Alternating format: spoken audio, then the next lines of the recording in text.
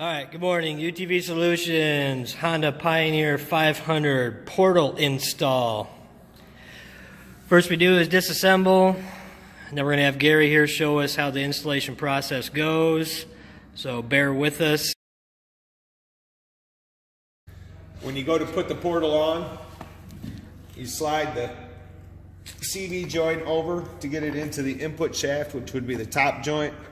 Bring it over and line it up with the lower ball joint. Oops.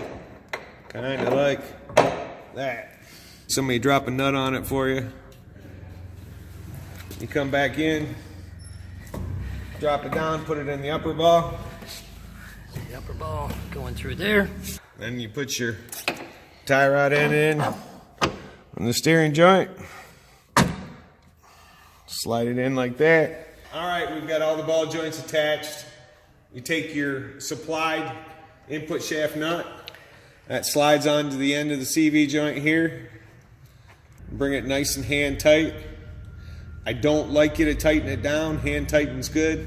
Take some epoxy. Fill the hole with epoxy. There is a right and a left brake bracket.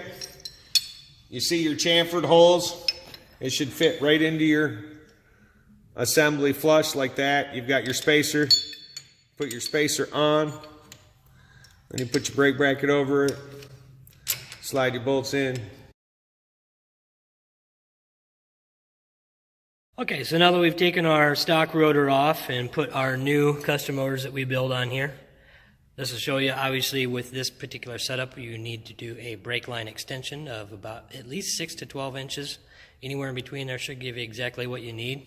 Extend your brake line out, hook your caliper up on the two supplied bolt holes with your existing caliper bolts, and away you go. You're ready to rock and roll.